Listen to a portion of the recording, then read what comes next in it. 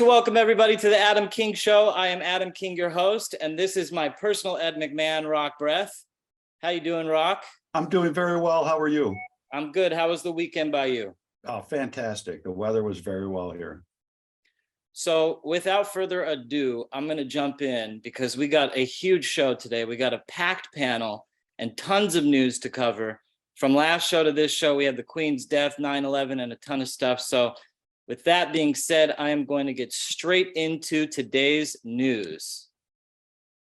So first thing on our list that I want to talk about, Daily Mail reports stunning survey reveals almost half of San Francisco's residents have been robbed in the last 5 years, as a woke NPR affiliate slams reporters who share videos exposing the city's filth and chaos. That's Nancy Pelosi and Gavin Newsom right there. Yeah, you know what? It's funny because that really is it's a hard-hitting fact. You know, I lived near San Francisco for a while, so yeah, cool. It's a disgusting city full of human feces and heroin needles. Yeah, I don't think I can go back. Good news, though. The foreign minister of Dubai, the UAE, Abdullah bin Zayed, landed in Israel, visited Yad Vashem, the Holocaust Memorial Museum, and laid a wreath, which is a tremendous sign of progress for these two nations. What do you think about that? I think it's fantastic. Good news, right? Yeah, of course. I love it. I love having good news come out of the Middle East. I love that. And look at him lay that wreath down. He's so serious too. And I'll tell you, I got a lot of Jewish friends who have moved to Dubai recently, and they're loving it. They get unbelievable treatment. The people there are so friendly. They all go to each other's bar mitzvahs. It's a really wonderful thing. Next on our list, Charlie Kirk slams Hillary Clinton. Since when does Hillary have a problem with young children being flown to unfamiliar islands full of rich white people?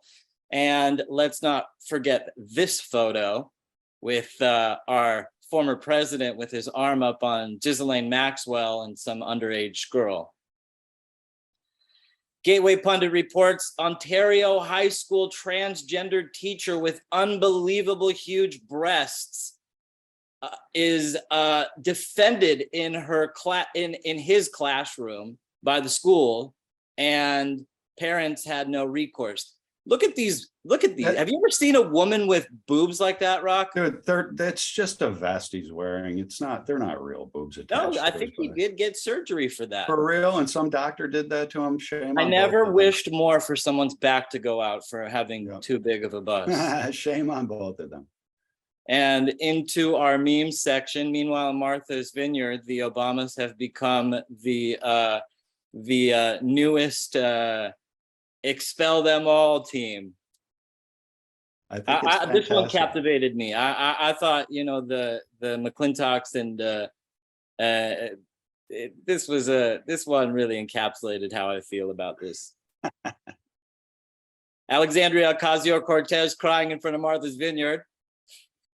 By the way, she has gotten uglier and uglier and uglier. When she came into Congress, she was such a beautiful woman. I saw her in a hearing the other day, and she looked like a beaver. I mean, like, what happened? You start telling lies and you start getting ugly. Well, it's not just that. You know, she's angry, and when you're angry for so long, you become ugly as well.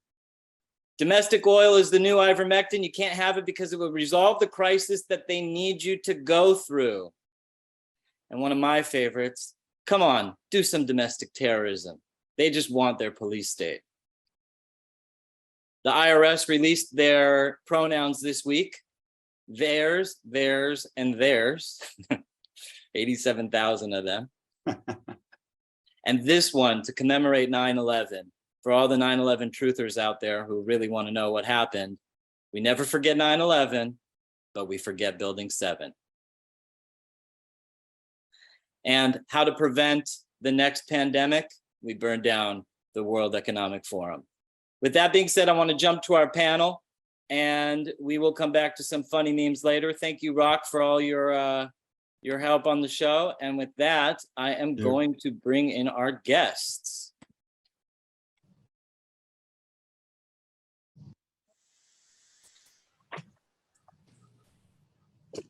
Joining us on the panel today, we have one of America's most brilliant activists, organizer of the Stop the Steal movement, and many other behind the scenes things. Alexander, mathematician from University of Chicago, PhD professor from Duke University, speechwriter to Donald Trump, and presidential appointee to the Preservation of American Heritage Abroad, CEO of Revolver News, Darren Beattie, and the man who needs no introduction at all, who is America's favorite political operative, host of the Stone Zone, Roger Stone himself. Thank you guys for being here.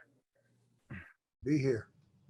So I want to start on, Roger just got back from an amazing tour. Did either of you guys see the Reawaken speech he gave over the weekend? That was over the weekend, correct, Roger? That is correct. I spoke on Friday, and it only took me 13 hours to get from Fort Lauderdale, Florida, to Post Falls, Idaho, which is right outside of Spokane. Unfortunately, I also had to take my life in my hands in the Spokane airport when some woke leftist started screaming, hollering, making actual threats against me. Wow. You then go to TSA and say, look, we have a problem here. And they say, no, I'm sorry. We can't possibly spare an officer to get you to the gate. You're on your own. Wow. It's just, it's now part and parcel of the way the American left operates. Violence, public shaming, this kind of harassment.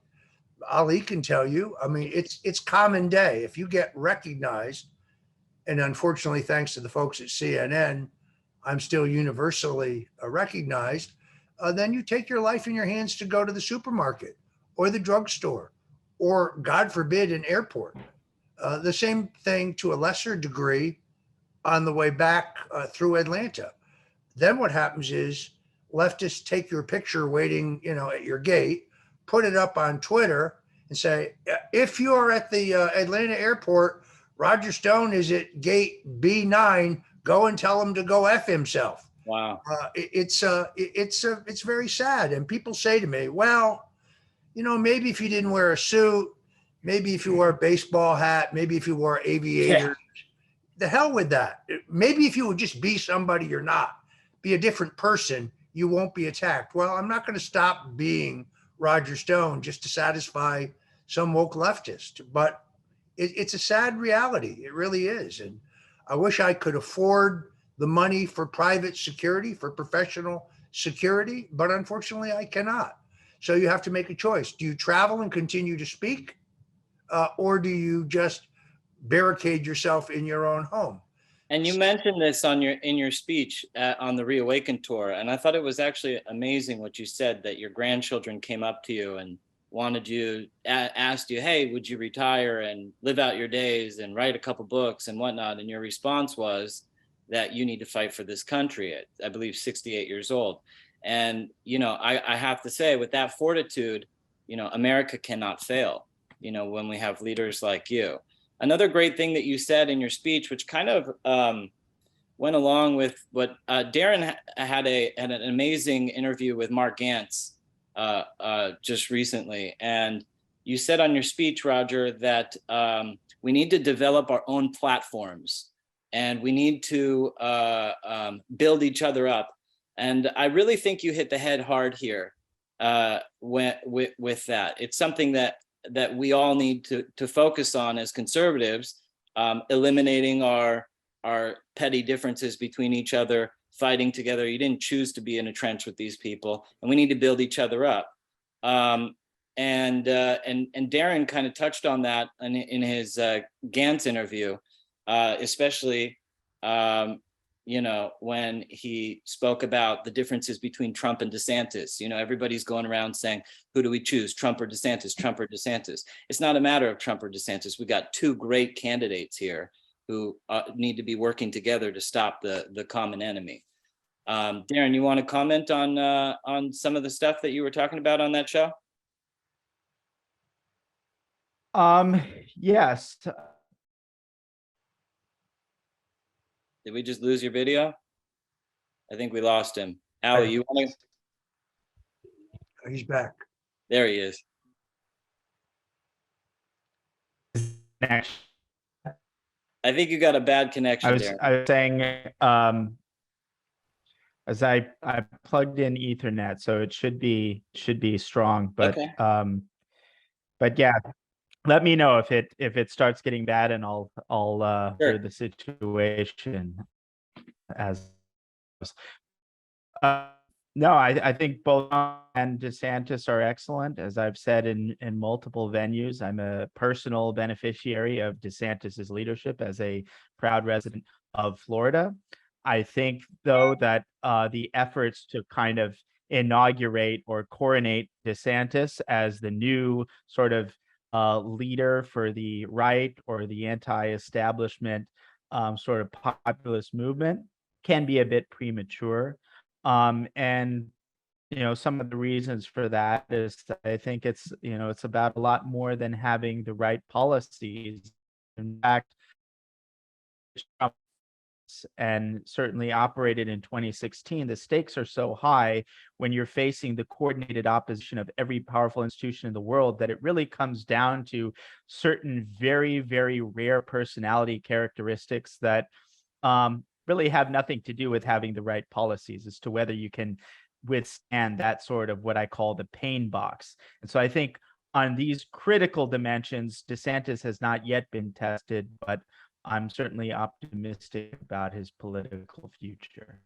I feel the same way. And one of the great highlights from that interview, you were asked if you could choose between one President DeSantis or 10 Governor DeSantises. You said I would, without a hesitation, you said 10 Governor DeSantises. And I think that's, we need that governor leadership like we have with Kerry Lake, like Doug Mastriano, some of these proud American patriots who are stepping up. And I want to pivot to you, Ali. First of all, you got so much going on. You're one of America's most fearless patriots on the front lines doing the good work. Tell us what's going on in your case with January 6th. Give us an update on things happening with you. Well, I wish I was as happy a warrior as my friend Roger and then Dr. Beattie. I think that they do a great job of giving the constructive case on how we should respond to, frankly, an authoritarian government that's trying to stomp us out. So kudos to them. I'm still in kind of survival mode, but actually recently, a couple weeks ago, I traveled to Nebraska. The grassroots infrastructure kind of took on the party and won there. So they took over the state party. And I went to one of their functions and spoke there. And it was really therapeutic for me because it actually was my first public appearance since post J6, in person. So I've done these events like the Alex's War premiere or other private events, or I've done interviews like with you and Dr. Ben Stein, but I hadn't publicly spoken to the grassroots. And it was really just encouraging to see how many election integrity activists are still out there pounding the pavement, how our movement really was the bedrock and the foundation for this parent rights movement that took on bad school boards and other, weird, bizarre, creepy policies that are being pushed by teachers unions and educators that are trying to pervert the children. And so it's really interesting. There was a court document that leaked from Brandon Strzok's case. He leads the walkaway movement, which confirmed that the FBI did put several of us, myself included, under a criminal investigation post J6, and we've had a wave of whistleblowers since. So I'm actually very encouraged that we can use some of this momentum to make the constructive case on our side to why this government is so bad and why we need the ability to legislate this stuff in the public square because things are getting awfully spicy out there. Yeah, absolutely. And I want to take a moment just to pause and reflect on our amazing leadership that we've had as a movement, promoting nonviolent strategies to overcoming this insane totalitarianism that we all face. And one person in particular that constantly beats the drum of pacification is Alex Jones. He does such a great job. I watch him all the time.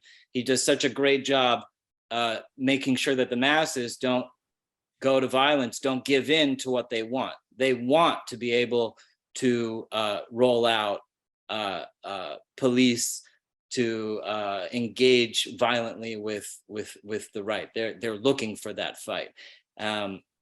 So, you know, I feel you in your struggle. All you guys, I mean, Darren excluded. I mean, he did get fired from the administration, unfortunately, but at least he didn't have to go up against a firing squad like the two of you. Roger, what do you have to say to Ollie for with everything that he's going through? Well, first of all, and he already knows this, I pray for him every day. Yeah. You know, I made this point in my speech. I'm a political strategist. And for 40 years, I would look at any problem or any challenge, and I would outline a strategy. The one strategy you touched on, which is extraordinarily important, it is important to recognize that Trump's election in 2016 was only possible because of the availability of an unfettered, uncensored internet. Mm. The deep state, the Silicon Valley legacy media Democrat cabal currently running the country and currently controlling all mass communications for the first time in American history, whether it is broadcast television, cable television, corporately owned radio, which is systematically squeezing out the independently owned stations, all print media, newspapers, magazines, and now the internet. The fact that we had a free, open internet in 2016 allowed for the election of Donald Trump. They have recognized that problem. They have systematically put the toothpaste back in the tube. We have a level of censorship now that is hard to fathom. I had just under 1 million followers on Twitter, banned in 2017. I had 3.5 million followers on Facebook, banned in 2020. I had 245,000 on Instagram, banned in 2020. So believe me, until you've been canceled, until you become a non-person, put it this way, Fox News's bookers are not calling, trying to get on board. So what we need to do is recognize that they do not own the internet. They only own highly influential software that is in wide use on the internet. And therefore, as Alex Jones has proven, as Mike Lindell has proven, you can build a sturdy, secure platform on the internet if you avoid using cheap plug-in software that allows them to take you down.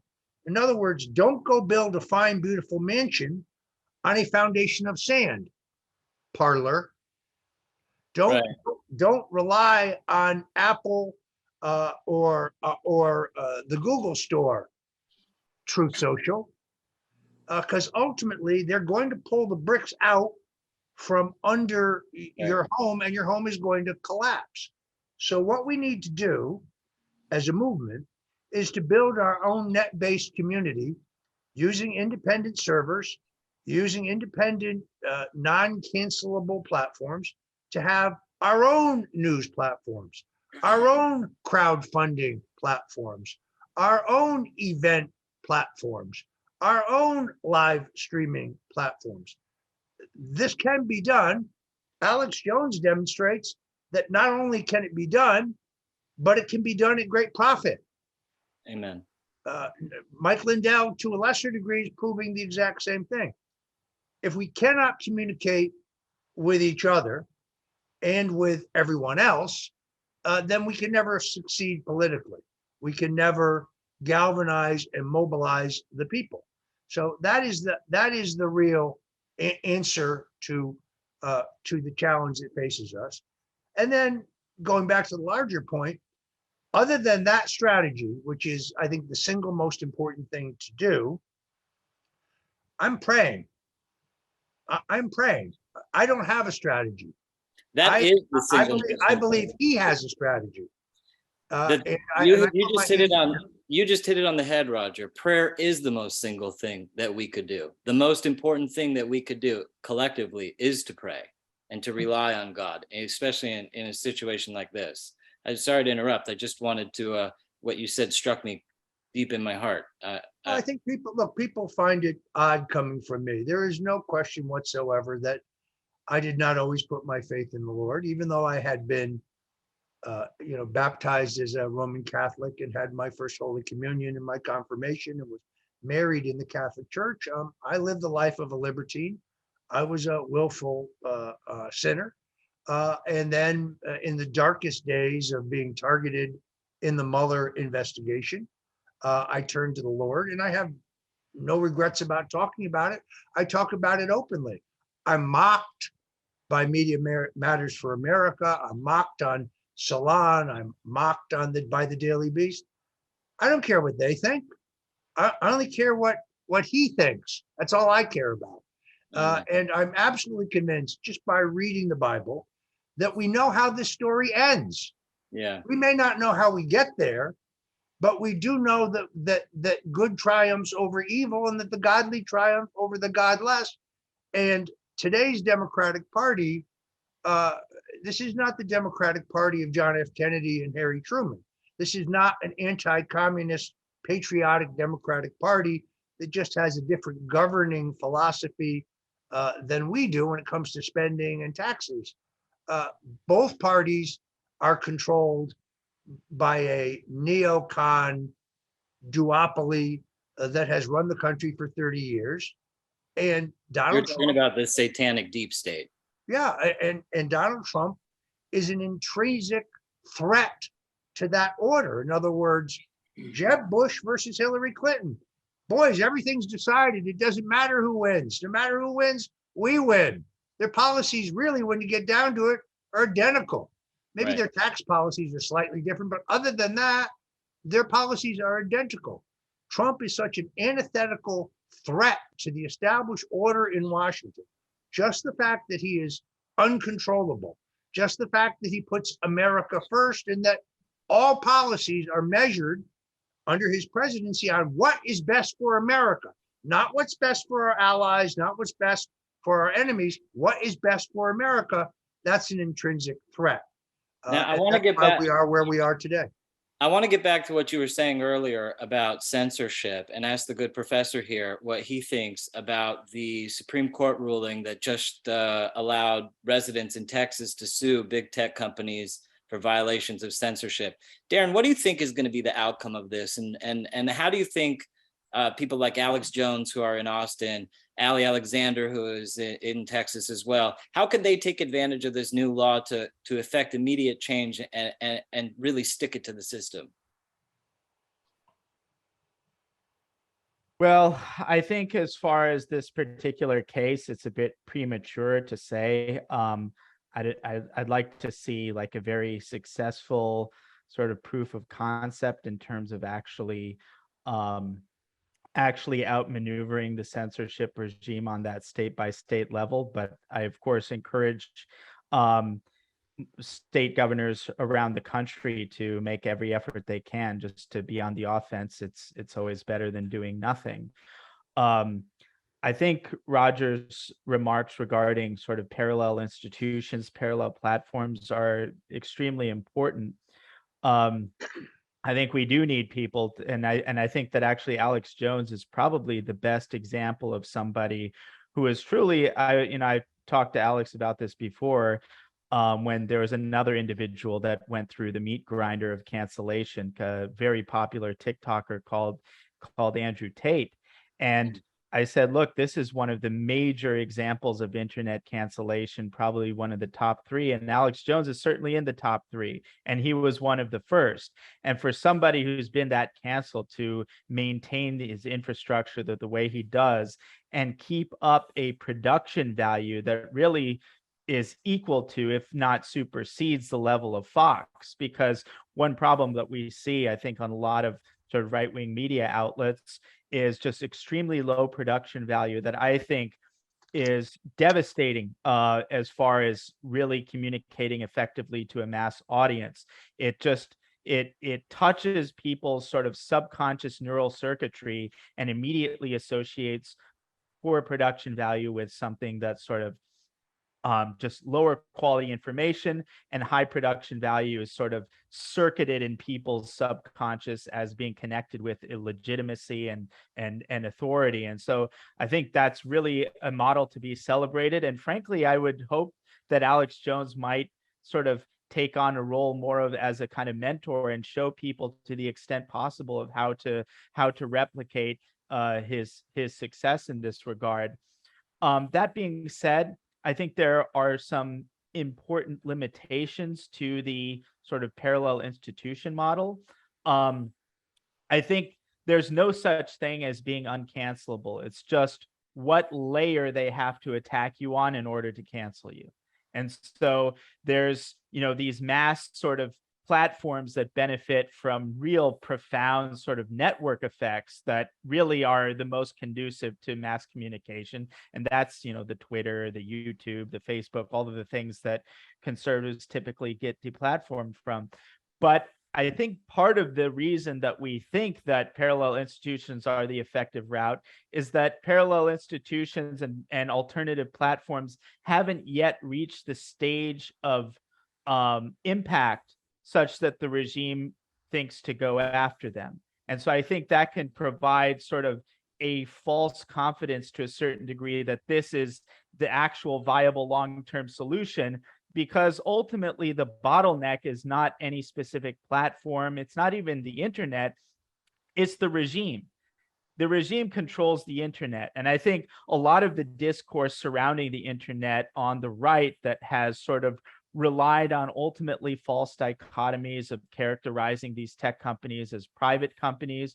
But really, when it matters, these tech companies are extensions of the national security state. And we've seen example after example of this. And in fact, just recently, there is a website, which frankly, I'm not endorsing. It, harbored a lot of information like doxing, which I think is a very wrong thing. But I do believe in free speech. And there is a site called Kiwi Farms that was basically attacked on a different dimension. And that is, they lost their Cloudflare protection. Now, Cloudflare basically protects websites from DDoS attacks, which is a specific type of attack that can take any website basically clean off of the internet. And there have only been like 2 or 3 cases in the history of the internet of Cloudflare withdrawing its protection services to a website. And this recent case of Kiwi Farms is precisely that. And so there are other sensitivities to the infrastructure of the internet and what allows a site to stay online that the regime hasn't really leaned on yet because they haven't had to. But I think even as we sort of build these parallel platforms, which is important, I'm not saying this to dissuade any of that. I advocate a full spectrum approach to this, but I think we should also keep in mind that the bottleneck is ultimately the regime. And as soon as an alternative tactic becomes effective, that same bottleneck will come into play and will pull on levers that they haven't really exercised up until this point because they haven't had to. I'm going to ask you the same question, Ali. What do you think about the Supreme Court's decision? And do you agree with Darren's position on this? Yeah, Adam, I'm going to try not to filibuster here, but I could talk about this issue for probably 30 minutes without stopping. What's interesting about my career and Roger Stone's career, which is sort of an anomaly to most Republican operatives or conservatives that work in the think tank space or the C4, C3 space, is that we kind of went reverse. We were professional operatives, consultants that went the activist route. Most activists aspire to become professional consultants and activists. We've kind of done it in reverse. And so what a lot of people don't know about my career, unless you followed it for the 15 years I've been in politics, is I was basically part of the first, we called it the second wave, but in retrospect, it was part of the first wave. I was the first 15 or so operatives in the GOP digital space, or back then we called it new media. We did, well, it was online media, new media. We tried modern media, went back to new media, and now it's just called this ominous digital. And so this is actually how I made my bread and butter. It wasn't through commentary or punditry or, I'm the Fox News Black Republican. It was through, pioneering conversion rates with petitions and email marketing and social media and all that other stuff. And so I got into politics to solve a very specific problem, planning to only be in it for 3 years and then get out. And I've just never been able to get out. And they kept you here. They chained you to said, no, we're not going to let Ali go. We want to send him to court. We'll see. I'm still trying. But so the recent decision by a federal court was, I believe, to remove a stay on the Texas law that is a lot like the Florida law that prevents big tech platforms from censoring political candidates. And so it's interesting because the Florida law has basically been knocked down. This Texas, the federal court, one of the federal courts in Texas decided to remove the stay. So this is going to be appealed all the way up until it eventually, I believe, does reach the Supreme Court. And because I'm a lover of politics, law, and technology, this is why I can nerd out on this issue, is that conservatives think about the legal space regarding speech online entirely wrong. It's recently why you saw, Laura Loomer's taken multiple stabs at this. And unfortunately, I think that she's just gotten some bad legal advice. Donald Trump, he's taken a stab at this. Again, bad legal advice. The way conservatives are approaching the big tech issue is on free speech when we should be attacking it as a liability. And so the better way of thinking of how do we not diminish the First Amendment while giving big tech platforms and other corporations enough liability to where they're equally enforcing their terms of service. So it's equally intolerable for all of us or equally allowable for most of us, is that, okay, there's the free speech angle, which we're always going to lose.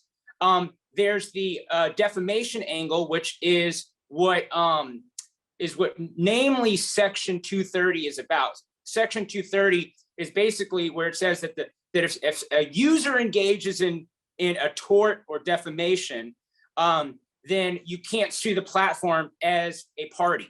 So you can't sue the user and the platform. The platform just provided the space. What's really interesting now, and we saw this with, what's his name, Alex Brinison or whatever his name is, he went to California, so he chose the right jurisdiction, right? Most conservatives choose the totally wrong jurisdiction.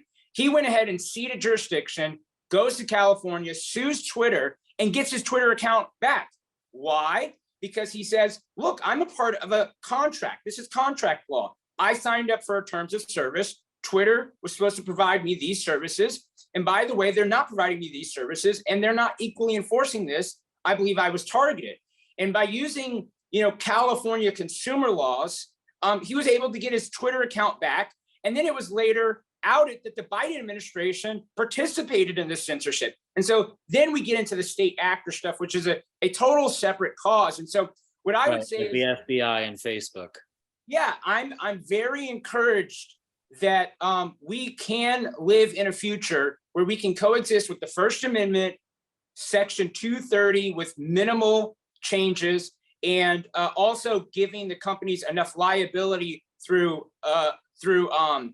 consumer protections and whatever we do with tort. That's how we got to kill this bird, is that the GOP state legislators ought to do what California has done with electric vehicles, with big tech, what Germany has done with big tech, is if we pass aggressive laws and we have enough users in these big states like Florida and Texas, then it becomes essentially a universal law, an international rule that all companies operate under. And unfortunately, well, actually, I guess fortunately, that's why a lot of former constitutional conservatives like me are giving up our conservatarian cards and leaning into nationalism, because this has just got to be a patchwork. Like, the Republic and these companies ought to be responsive to us, the citizens and the users. And we can't just have a hands-off approach and say, well, the corporate actor is going to follow where the market is. The market's rigged. It's always been rigged. We've got to wake up to it. And I'm very encouraged by at least conservatives are being exposed to what the real issue is. It's not the First Amendment.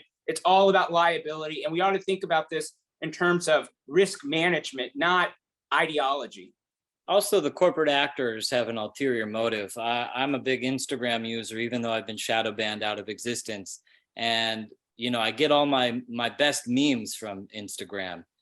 And lately I've noticed that my feed doesn't show all the memes, and instead it suggests things like street fights and violence and overt sexuality. You know, it's like bombarding the system because it's trying to brainwash the general public, specifically the younger generation, to become normalized to such things like street fights and overt sexuality and whatnot. On that note, I want to also say that I started this show to combat media censorship. I obviously didn't have a 3.5 million following like you, Roger. Who knows how long I've been censored and shadow banned, but my censorship, I'm the type of person that if you try to shut me up, it's only going to make me talk more. And I think all of us are kind of on that same wavelength.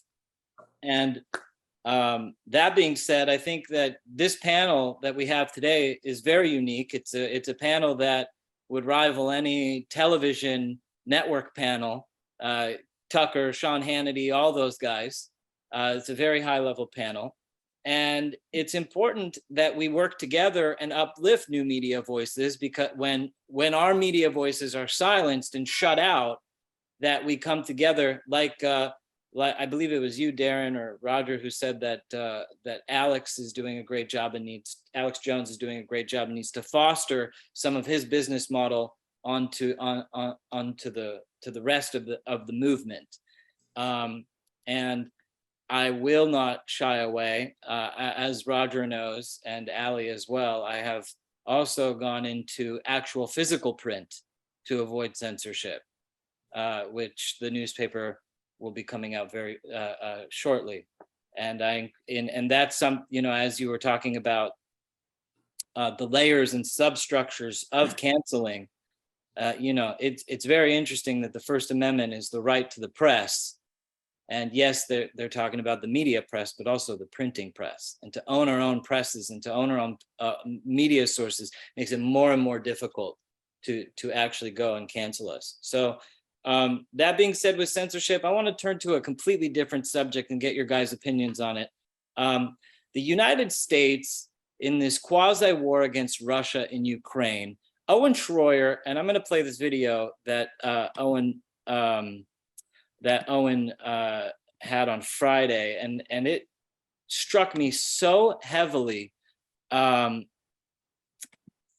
Owen Schroyer is uncovering this story. He's one of the only people doing it about American involvement in the war. And are we fighting a war in Ukraine against Russia, or is Ukraine fighting? I'm going to play this video clip and let you guys talk about it.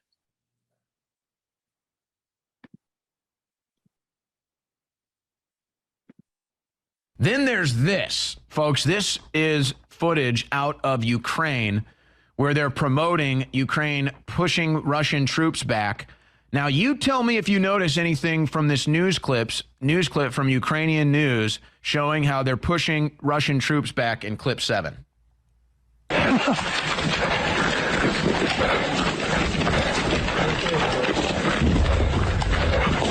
Hold on. Next one. Hey, they're falling back all the way. Yeah, let's go back. Keep moving. Hey, Roger that. Ready? Move. Let's go. Drone's watching this. That was retarded. That was wild. Didn't even get to the block post. Since when do Ukrainians have an American Southern accent? That's funny, isn't it? Since when do Ukrainians have a Southern American accent? I'm going to play one more video. That's Owen Schroyer's recent take on it. The other one that I want to play is one that's being pushed all over the internet. Now, I don't know if you guys know what this is behind me, but that's a Russian tank. Russian tank that was taken out.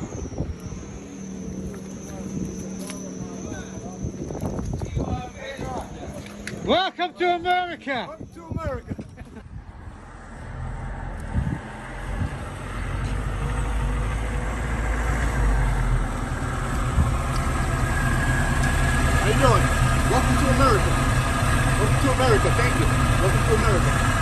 Heavy shelling again today.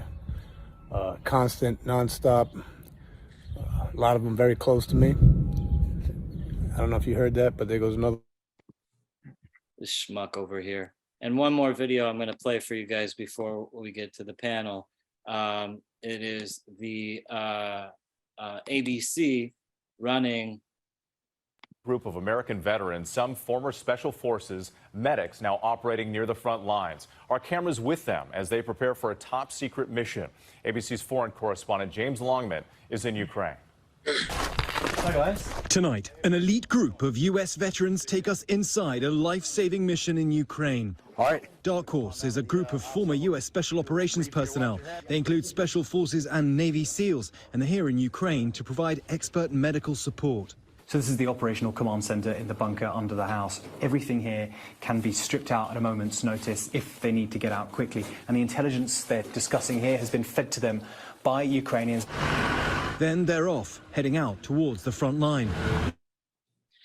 So ABC's running cover on these American soldiers, and I want to get your guys' take on this. What do you think?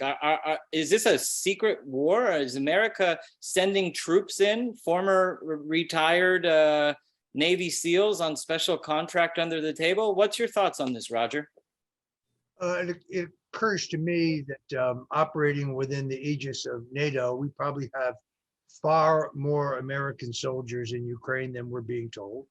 I also think that they're being given drone technology, switchblade drones specifically, that may actually be turning the tide of the war in Ukraine's direction. If you try to tell the truth about the situation in Ukraine, the fact that in 1994, we signed a treaty in which we essentially agreed that Ukraine would be a neutral buffer, that we would not put NATO missiles pointed at Russia in Ukraine. At that point, we didn't even anticipate the bioweapons labs that I do believe are there. And this is, if you just listen to what Putin is saying, these are his two objections. The idea that he wants to occupy Ukraine to restore the faded glory of the old Soviet Union is not even economically feasible. That's not what his interest is. His interest, just as we didn't want Russian missiles 90 miles from the United States and Cuba in 1962, he doesn't want Western missiles pointed at his country from what was supposed to be a neutral buffer. And the result of our pursuing this war in Ukraine has been to drive him into the hands of the Iranians, with whom we should be allied with the Russians against Islamic terrorism. And instead, we are pushing him into the hands of our worst enemies, people who have no problem destroying us, even if it means destroying themselves. So I do think that we're not being told the truth about the war. We're not being told the truth about the war's origins or its purpose. But the last time I checked, we were on track to write a check for $51 billion to Ukraine. I think the number right now is 110 billion that we've actually sent there. And I heard reports that over 70% of that money did not make it. Only 30% made it to the front lines. Well, you have to wonder why the US Senate would defeat an amendment by Rand Paul to have an inspector general keep track of where the money is going. Right. How could you possibly vote against that if you were any member of the US Senate? Why wouldn't you want to know where the money is being spent? These people, this administration is driving us to the brink of World War III. I don't think it's this administration, Roger. I actually believe that there's a satanic death cult that is operating inside of American government. And you see this with people like Marina Abramovich hanging out with all sorts of fancy politicians and celebrities and whatnot. And you see companies like Reebok and Nike coming out with satanic shoes and really pushing this satanic death to the world agenda. And if you want to kill off the world and bring about the apocalypse, the best way to do that is to start a war with the greatest nuclear power in the world, which far outnumbers our nuclear capability. Russia has nearly double our nuclear arsenal. But this is something I agree with everything you just said. This is something that is very personal to me, because I don't the War Powers Act of Geneva, the president's allowed to declare war for 90 days. Now, this administration is a loophole administration. They look for every way to go around, the law. I think calling it a loophole administration is being awfully generous. I mean, we had this resident in chief say, well, I know the Supreme Court's going to knock down what the CDC is doing with rent collection by homeowners, but we'll buy them time. I mean, this is a lawless regime. You're right. And I appreciate you correcting me on that one. It's not a loophole regime. It's a lawless regime. They look for loopholes when Democrats are watching, and they break the law when only Republicans are watching. Yeah. And Darren, I want to get your opinion on this too, because you were in the administration. I don't know if you had any experience in Ukraine, but what do you take about this? That if you're a Russian soldier and you are you're shooting back and forth, and the people across from you have American flags on their military uniforms, do you think you're at war with Ukraine or America? Yeah, it's a good question. I mean, it's very clear that our interest in Ukraine amounts to a kind of, at least de facto, proxy war with Russia, and that's always been the significance of Ukraine. Ukraine is important to us because it's essentially a playground for government operations. It's a playground for, America doesn't really exist anymore. I call it the globalist American empire, which is a term that I've coined that has gained purchase because it describes our reality. And Ukraine is very important strategically as a playground for the globalist American empire, as a center for various influence operations, as a cauldron for color revolutions that we've been conducting that have elevated to one of our favored vehicles for regime change. And so in that sense, it is actually the case that for the specific corrupt and illegitimate ruling class that controls the country, Ukraine is of supreme strategic importance. And so it makes sense in that perverse way that they're so interested in the regime there and in protecting their safe space in which to operate and conduct their various operations. I like that word that you used, Darren, the imperialist, you said imperialist American? Globalist American empire, which globalist American empire has a nice acronym as well. The question that I have for you is, do you really feel it's a globalist American empire, or is America one branch of this Klaus Schwab overreaching World Economic Forum empire that seems to be very interested in the Ukrainian space? That's a good question. And I mean, there are a variety of stakeholders globally, but as far as what's driving the interest in Ukraine and what's driving sort of wokeness, which I addressed in a recent speech at the National Conservative Conference, I really do think it is fundamentally an American thing. I think wokeness is fundamentally an American disease that's exported throughout the globe. It's not imposed on America by supranational institutions, by EU bureaucrats, by the WEF, or by the UN, or any of these other things. I think there is truth to, these are definitely nefarious organizations, but I think maybe underneath it all, there's this sense of wanting to pass the buck. There's a psychological difficulty with acknowledging the fact that America is where the poison is coming from. And I think in terms of the strategic interest in Ukraine, this is absolutely the case. And, there are various dimensions to it, but just one dimension is like, if Germany were actually a real sovereign country and not essentially a vassalage of the globalist American empire, its posture toward Russia would be very different. Like, Europe's actual interests diverge pretty considerably from those with the United States when it comes to a policy with Russia. But Europe doesn't exist in any sovereign sense. Europe, since World War II, is functionally a vassal state of the United States when it comes to these important geopolitical matters. And so you have the result of that, which is that Europe is facing a severe energy crisis for geopolitical interests that aren't even their own. So the short answer to this, and again, I acknowledge there are many dimensions, many nuances and countervailing factors, but I think at the end of the day, ultimately, the United States, or what I prefer to call the globalist American empire, and the stakeholders in that empire's position geopolitically, that is the driving force of interest in Ukraine and in basically in this bizarre prioritization of Russia and Europe geopolitically, which doesn't really make sense when you look at what's going on in China, but it does make sense when you look at the interests of the specific stakeholders involved. Now, Roger brought up a great point. I'm going to get to you in a second, Ali, on this point about the biolabs that are happening inside of Ukraine. Now, Darren, I absolutely loved what you said. I think, yes, these are nefarious actors. But one of the things that they are nefarious about is their movement of transhumanism, and Ukraine seems to be the epicenter of transhumanism.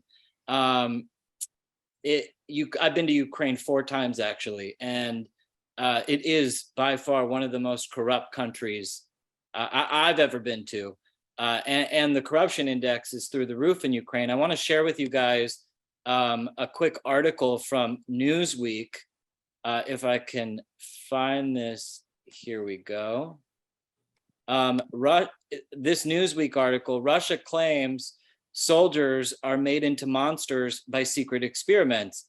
This article was from July, that Russian soldiers are reporting that they're coming into warfare with monsters. I don't know if this is real or not, but it certainly fits the transhumanism agenda that is being purported regarding these biological weapons facilities that have largely been invested in by Seneca Holdings. Rand Paul gave an expose detailing 11 biological weapons facilities that are in Ukraine. And when I hear a report like this coming out of Newsweek, I don't rush to give it credibility, but I certainly don't take it with a grain. I certainly,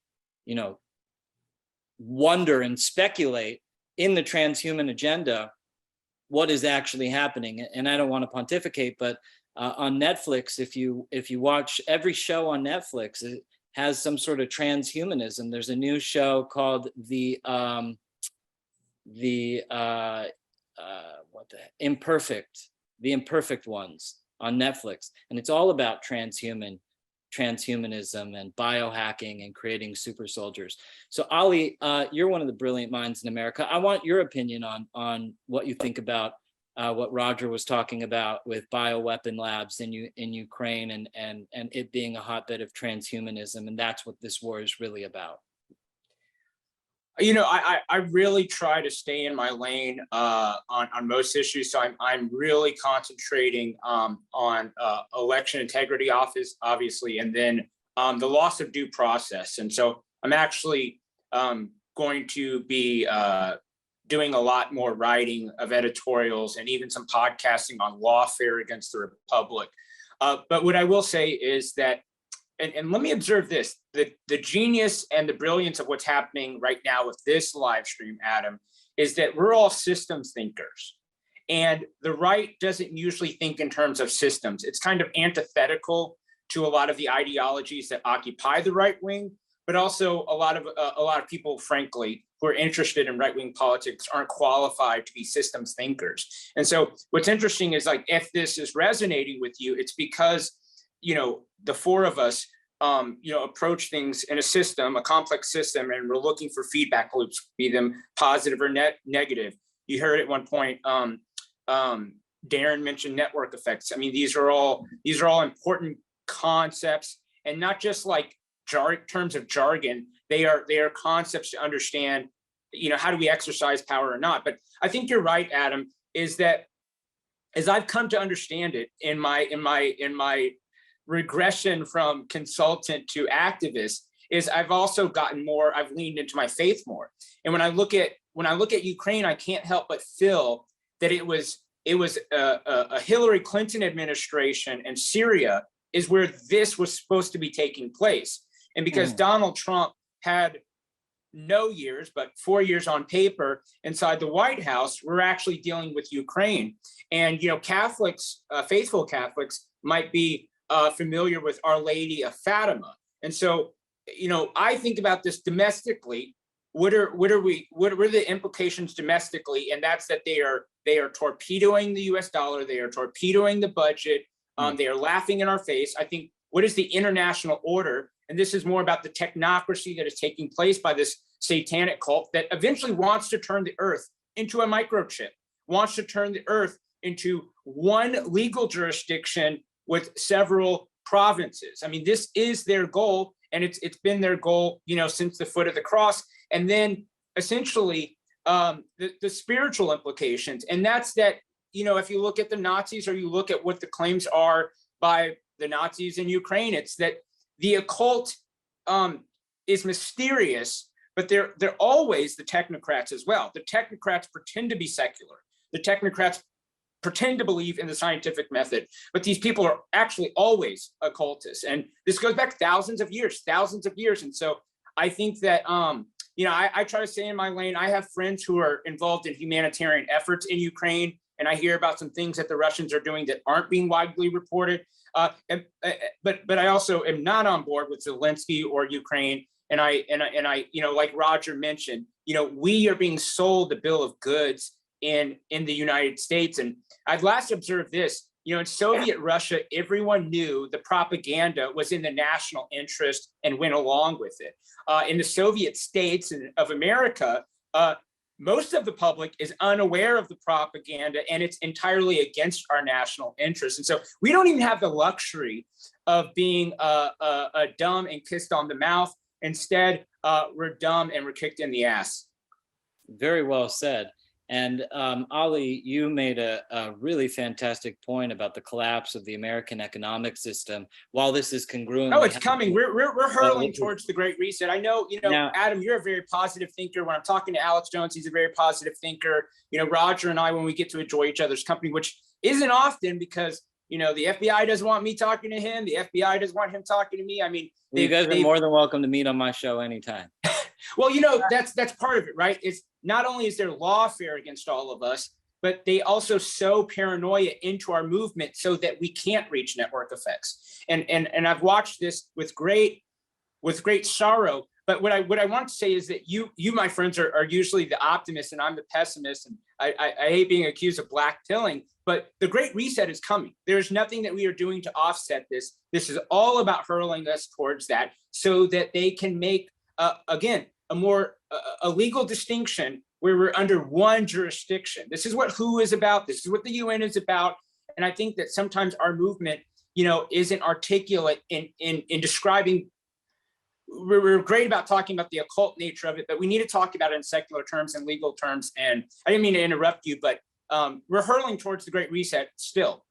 Well, what I wanted to say on that, and then I'll get to the rest of the panel, is with the American collapse, I found a picture over the internet that speaks 1,000 words, and this is it. This is the result of the Great Reset. And if you look at these men, looking at the Prime Minister of India, this is the new future Federal Reserve. Is the China, India, and Russian axis. Now, our war in Ukraine, while simultaneously collapsing the Federal Reserve, is creating this new monetary system in the world that not only do we not control, but we're disfavored at. And I want to get your guys' points as we close out this show. Roger, I see you chomping at the bit to get in on this one. I want to make 2 points. Point of personal privilege, since I'm very definitely the oldest person on this podcast, having celebrated my 70th birthday 2 Saturdays ago. Congratulations. I want to say 2 things that are important. First of all, we have driven the Russians into the hands of the Chinese into the hands of the Iranians by our misguided policies in Ukraine.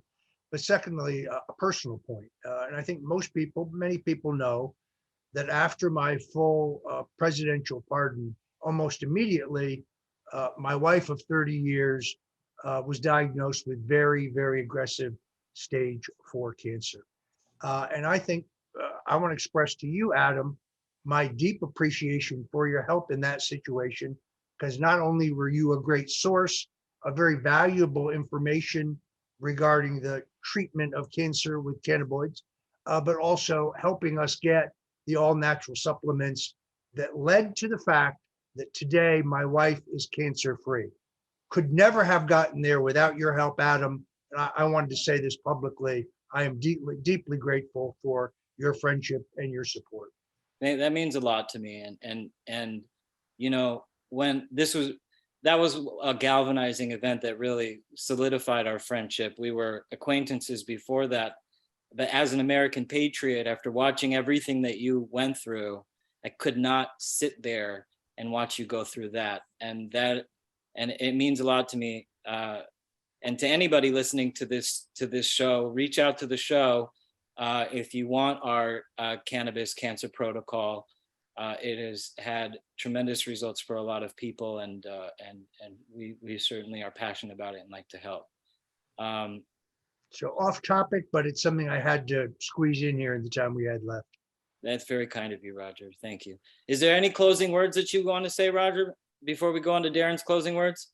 Only I remind you of Ephesians 6:12. For we wrestle not against flesh and blood, but against principalities, against powers, against the rulers of the darkness of this world, against spiritual wickedness in high places. That says it all. That is what we are up against. The answer lies in faith, our faith in God. Only our faith in God will save us. It's very hard to get to the point where you can abandon all fear because you have put all your faith in the Lord. You have to pray fervently, you have to fast, you have to contemplate, you need to reflect to get to that point. I've successfully gotten to that point, so I live today without fear.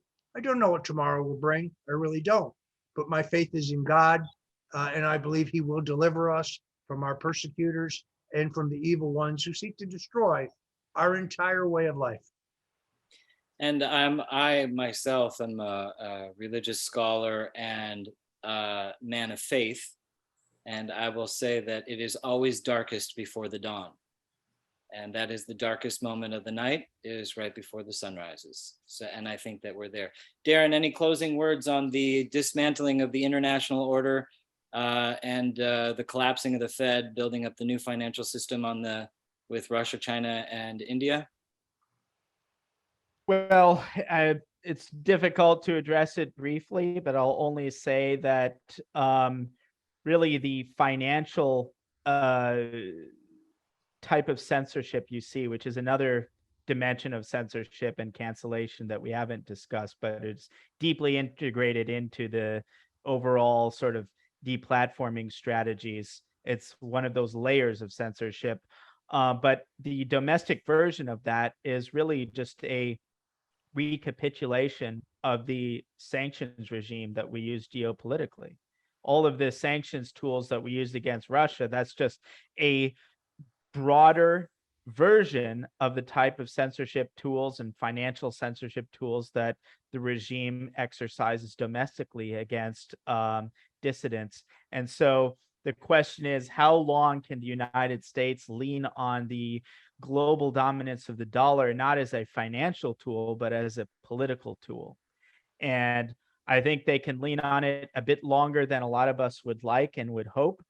There's a lot to be done for, China, or even China partnering with Russia. Really, India is an essential partner there, and there are a lot of competing interests.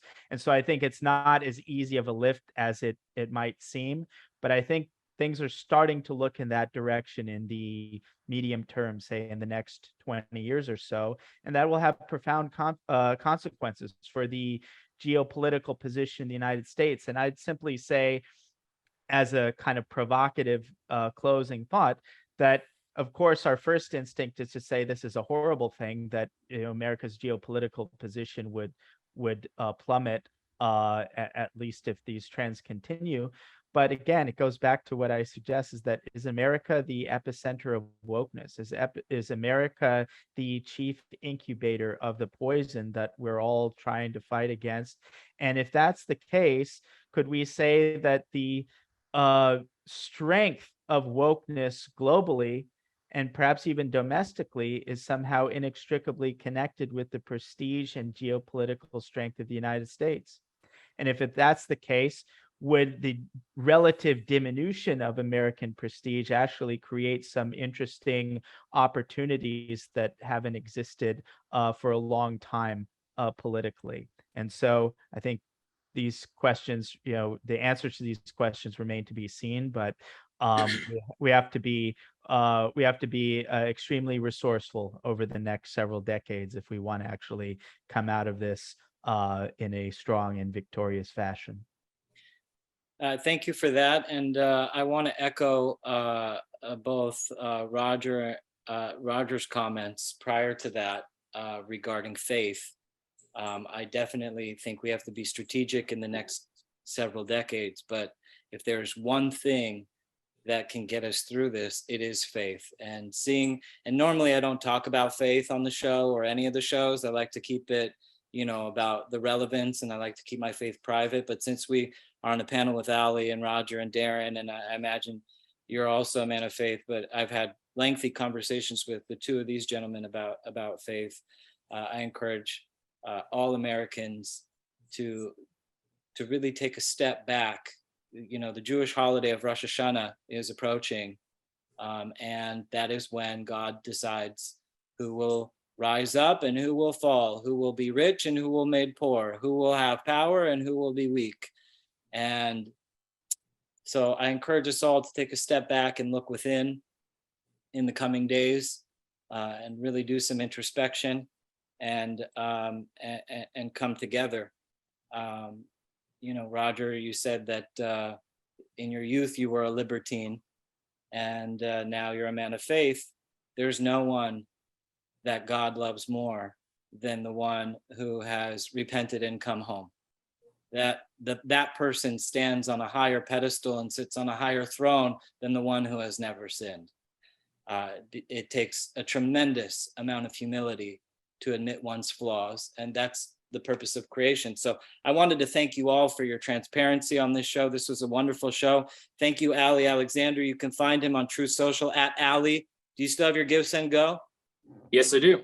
What's the Give, Send, Go? Just Ali Gibson? Ali Alexander, and that's a legal defense fund. It gets routed through the law firms and never touches here. And yeah, we got several things on the congressional front, the civil front, both offense and defense. So thank you. I encourage all of my rich friends, go give to Ali and help this guy out. He's one of the leaders of our country and he needs your help. You can find Darren Beattie at revolver.news. Please tune in.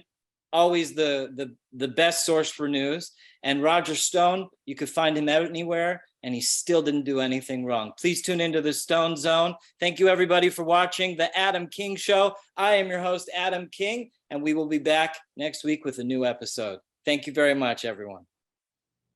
Thank you.